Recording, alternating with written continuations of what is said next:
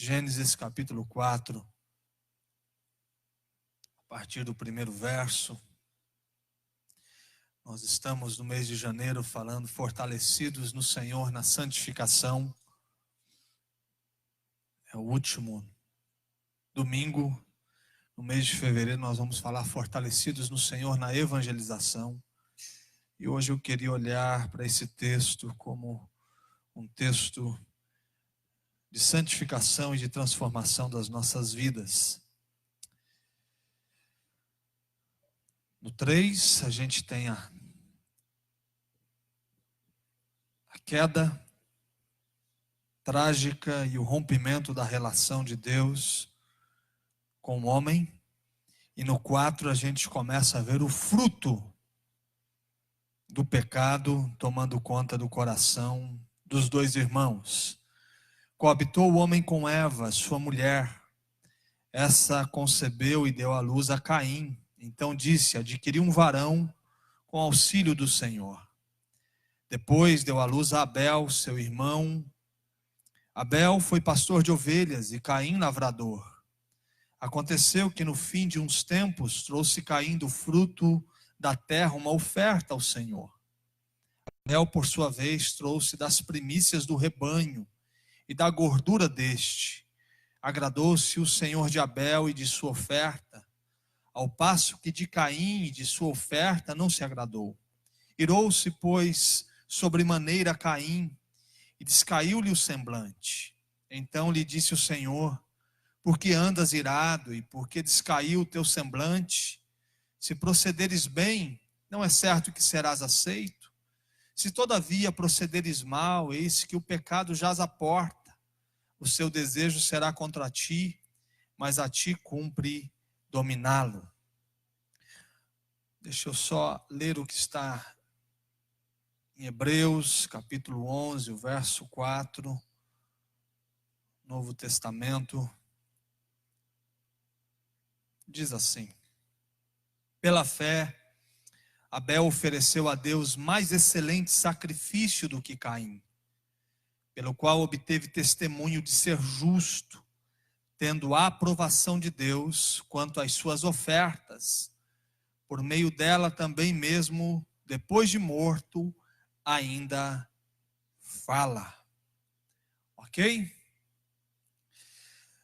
Nós temos falado sobre santificação durante todo o mês, e isso gera em nós uma consciência responsável.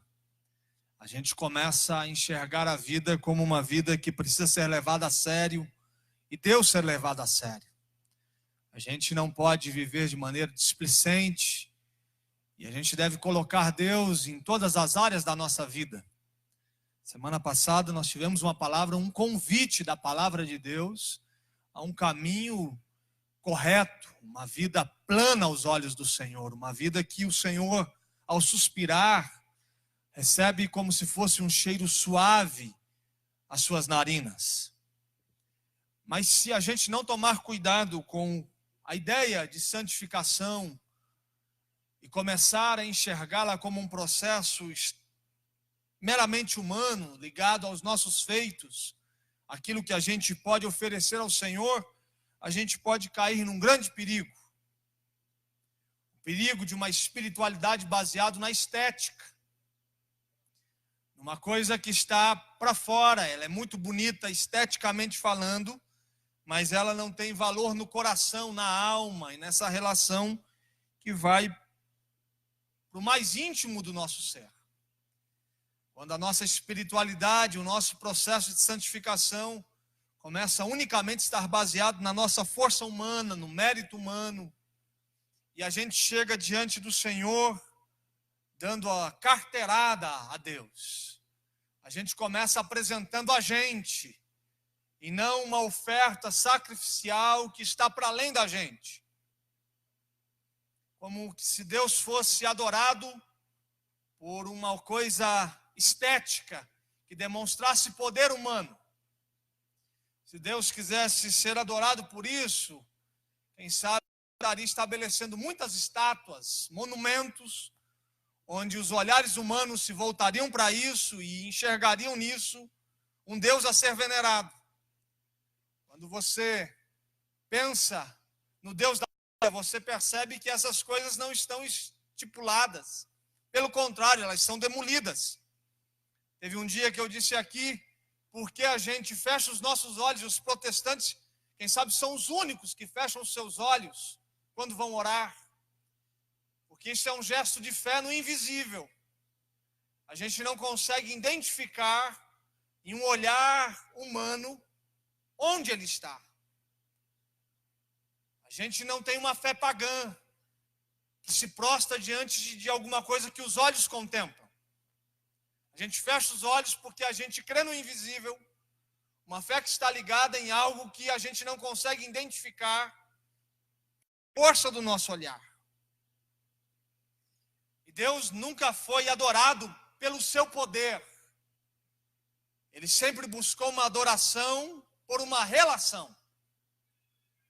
No capítulo 3 você vai perceber de Gênesis que o problema do pecado é o rompimento, é o quebrar de uma relação, é o distanciamento do primeiro casal da presença dele.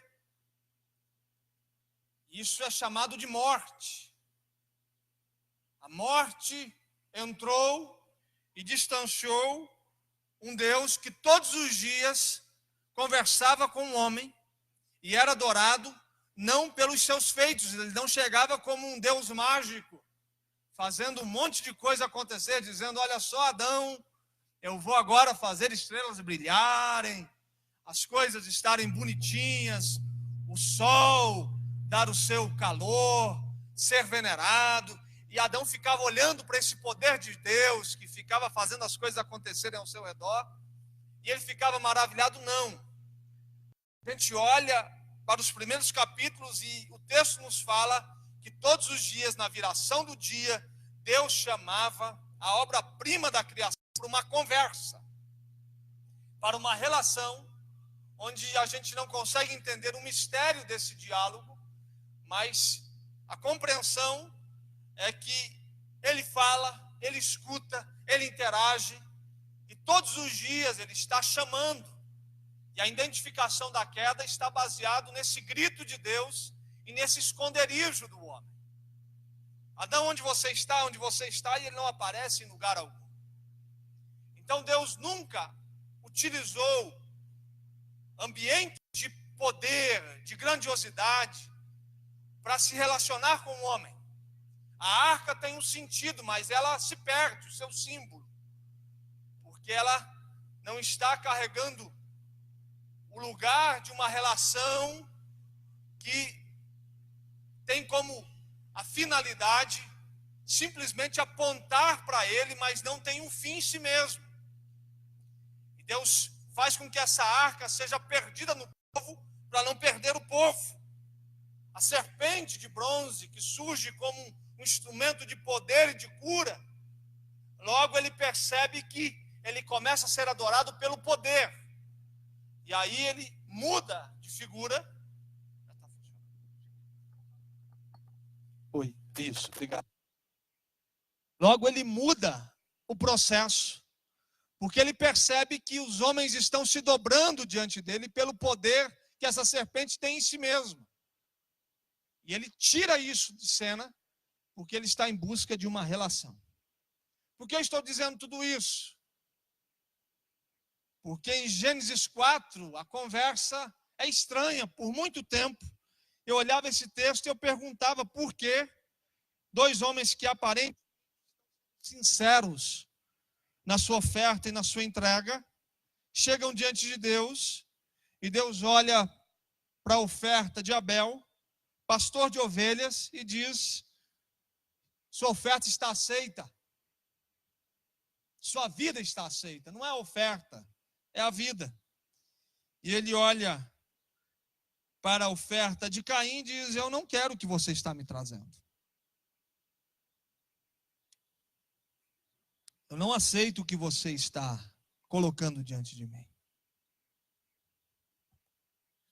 Porque santificação está ligado a um processo, primeiro, do coração da gente. Não é simplesmente o que a gente coloca diante de Deus, que depois Paulo vai dizer que esse culto, né, essa santificação, esse culto a Deus deve ser oferecido como um processo permanente de cultuá-lo. Ele vai dizer isso como um sacrifício a Deus, um culto que não é mais uma liturgia, não é mais uma canção cantada, não é mais um processo comunitário que a gente vive no domingo à noite. Ele está dizendo que o culto é a própria vida, e a vida como um sacrifício vivo, nos dando profunda compreensão que santificação tem a ver com as intenções profundas do coração quando elas estão diante daquele que tudo vê. Enquanto um está oferecendo algo esteticamente bonito, porque se você pensar as primícias da terra, os primeiros frutos, não há nada mais belo do que isso. Se eu chegar aqui com um sacrifício, um cordeiro cortado ao meio, sangue escorrendo, e chegar com uma mesa bela, dos primeiros frutos, como se fosse um jardim, os seus olhos se encantarão pelo quê? O que é mais bonito? Um animal ferido, sangrando, escorrendo sangue pelas mãos e alguém chegando de forma desconcertada, erguendo isso para o alto, esse negócio pingando. Alguém chegar com uma bela cesta de fruta.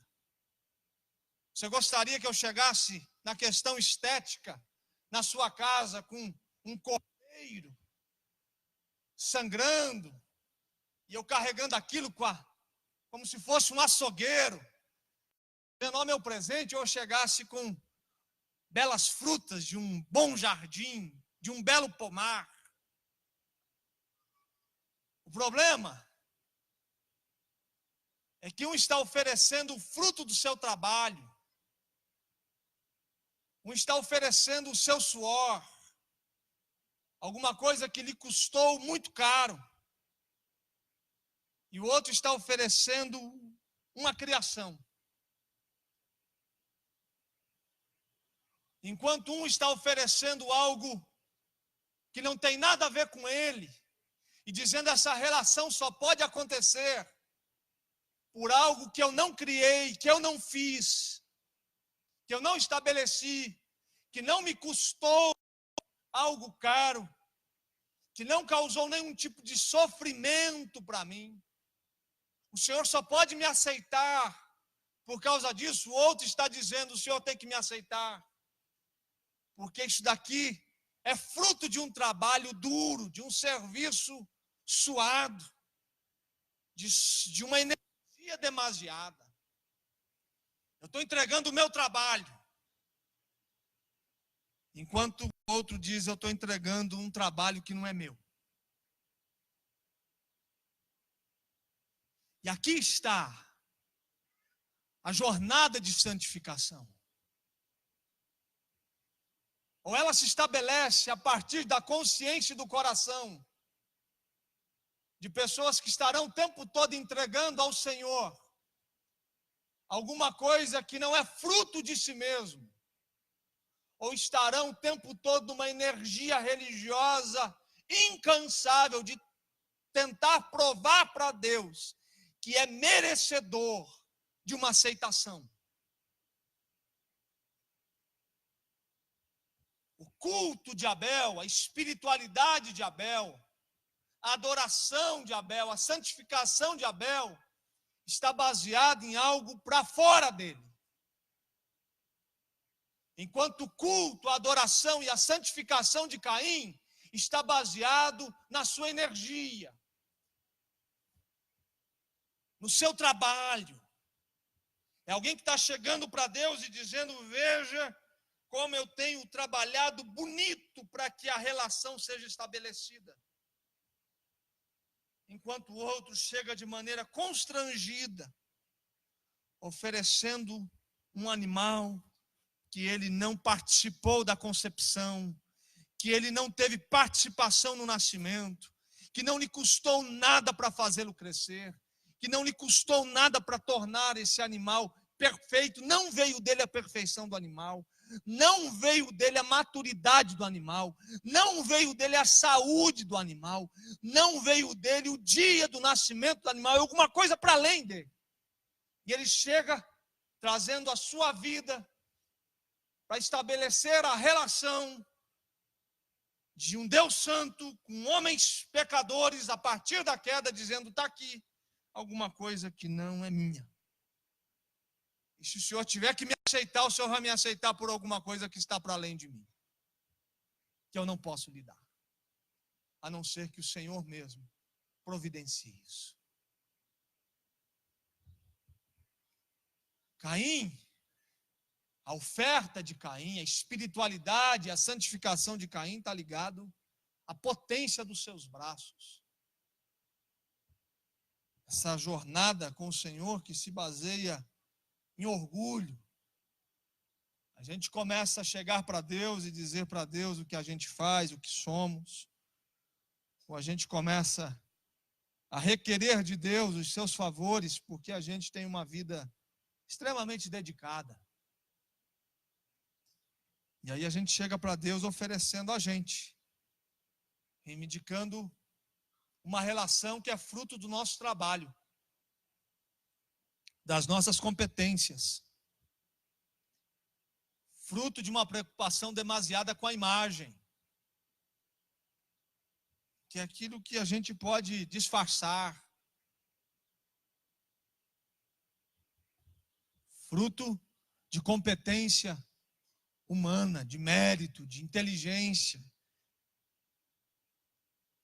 Essa é a jornada de santificação, de relação e de espiritualidade de Caim. Enquanto que Abel é a espiritualidade da impotência, é a confissão da falência, da incapacidade nossa, da gente chegar diante de Deus e dizer a Ele que não dá para a relação ser estabelecida a partir do que a gente é e do que a gente faz. Porque a gente não tem alguma coisa para entregar a Deus que seja bom demais, ao ponto da gente ter produzido isso a partir do nosso esforço. Se existe alguma coisa boa que a gente está fazendo ou entregando a Deus, é fruto do que o próprio Deus já produziu na gente. A santificação de Abel, a oferta de Abel, é a oferta da impotência. De gente que já descobriu que não consegue ser gente que agrada ao Senhor a partir dos seus esforços. De gente que está numa relação com Deus e na construção dela, porque já reconheceu que todo favor vem das suas mãos. E a gente não tem como não responder isso de maneira amorosa e entregue a Ele. Que a nossa resposta já não é mais uma resposta baseado numa busca pela aceitação do eterno,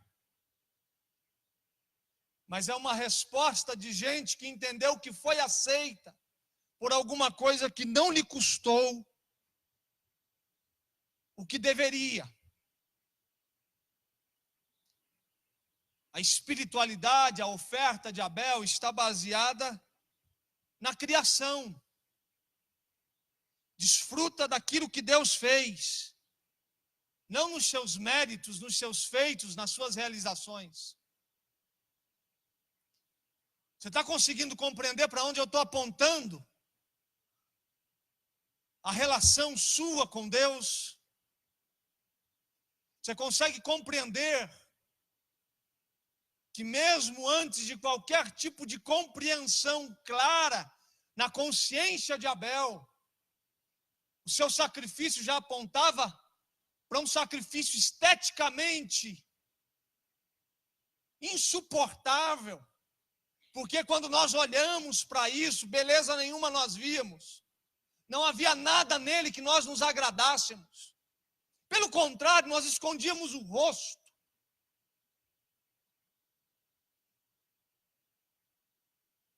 porque é na obra de Deus. É num sacrifício que esteticamente a gente esconde o rosto, mas é o jeito que Ele escolheu para que a gente pudesse se reencontrar com Ele. O culto de Abel, a espiritualidade e a santificação está ligado ao sangue. Eu chego diante do Senhor com a minha vergonha e o meu pecado. Eu chego diante do Senhor escondendo o rosto. Eu chego diante de Deus me encolhendo e encontrando sombra num sacrifício. Encontrando sombra numa obra que é suficiente. Eu não tenho outra coisa para apresentar a Deus. Eu não tenho mérito, eu não tenho suor, eu não tenho nada de mim mesmo. É o que eu chego diante de Deus oferecendo. Eu vou me escondendo atrás de um sacrifício. Eu vou tentando encontrar na sombra da cruz um lugar para que quando os olhares de um Deus santo se dirigirem a mim, eu possa estar escondido de tal forma que eu não seja consumido, mas que eu seja aceito. Porque o que eu tenho para entregar a Deus é uma vergonha e um pecado. É um coração pecador. É uma história de erro. Quando Ele nos chama para perto, a gente não tem outra coisa para apresentar a Ele a não ser um coração que o ofendeu. É interessante esse símbolo do sacrifício como significado de perdão. A Páscoa judaica, um dos últimos atos do ritual, que era um ritual muito bonito. E quando ele cria forma no templo e dentro do condicionamento religioso, um dos últimos atos era um sacerdote pegar um sacrifício perfeito de um cordeiro, cortá-lo e deixar com que o seu sangue ficasse jorrando. E ele chegava como se fosse numa tribuna, num lugar alto como esse, mas muito mais alto, dentro do templo. E as pessoas estavam lá embaixo. E ele rodava aquele cordeiro. Era um dos últimos atos da Páscoa. E ao rodar aquilo, que era a aspersão do sangue, ele rodava. E aquelas pessoas lá embaixo ficavam à procura de uma gota. Ficavam tentando, como se fosse o alvo de uma gota. E aquilo, a hora que caía, se caísse sobre eles, havia como se fosse uma consciência, um toque divino de perdão. Era motivo de entender que o sangue se derramou sobre a sua história e sobre a sua vida. Esteticamente é horroroso. Não há nada belo nisso. Em um sacrifício rodando na beira de um templo e pessoas à procura de uma gota. Então os olhos de Deus não se encantam pela gente, pelo que há em nós, pela nossa produção. Os olhos do Senhor se voltam para a gente porque existe um sacrifício nessa relação. E esse sacrifício existe para tomar a nossa vergonha, o nosso pecado e colocar sobre os seus ombros.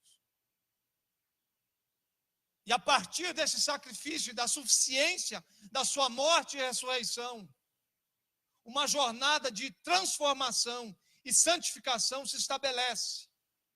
Mas todos os dias, quando eu chegar para oferecer a Deus um culto agradável, eu vou oferecer algo que não partiu de mim. A oferta de Abel é a oferta da substituição, da fé, do descanso. É interessante, no Antigo Testamento, a conexão do dia santo com o dia de descanso. Vocês santificam-se nesse dia e vocês descansam nesse dia, nos dando a compreensão que santificação é um descanso permanente. na obra de Cristo e na sua suficiência, entendendo que no seu sangue, na sua morte e na sua ressurreição, nós somos santificados e transformados. E é nesse ambiente que o nosso coração descansa. Santificação é um descanso permanente na cruz de Cristo. E a certeza dessa obra sendo permanente, contínua e crescente em nosso coração. Santificação é um processo que se baseia em algo que não temos, em algo que não somos. Ela está ligado em algo que foi nos dado e a um ser que existe para fora da gente. Está ligado a um Deus perfeito, todo bom, todo santo, que reconstrói uma relação a partir de um sacrifício.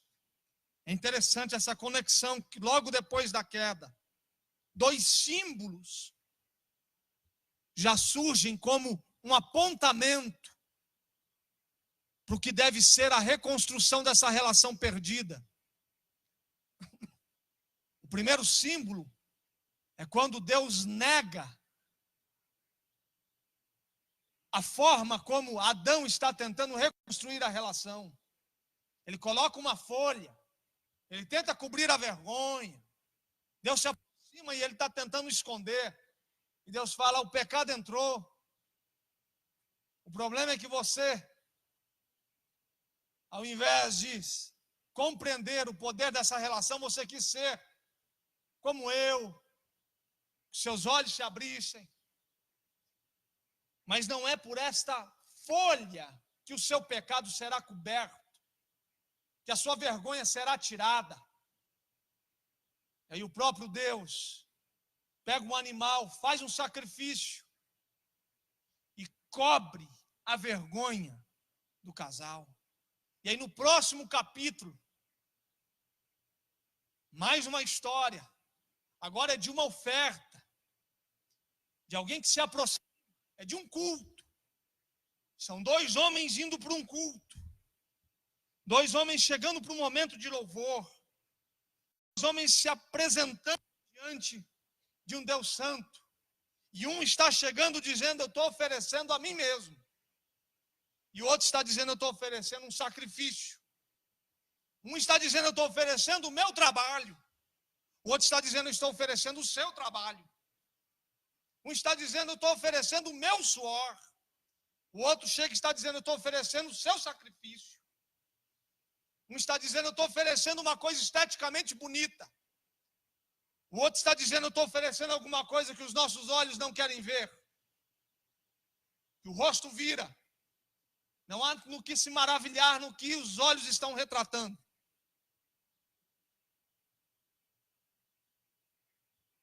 E Deus fala: ok, eu não estou aceitando Abel, eu estou aceitando um sacrifício, e por causa de um sacrifício Abel é aceito.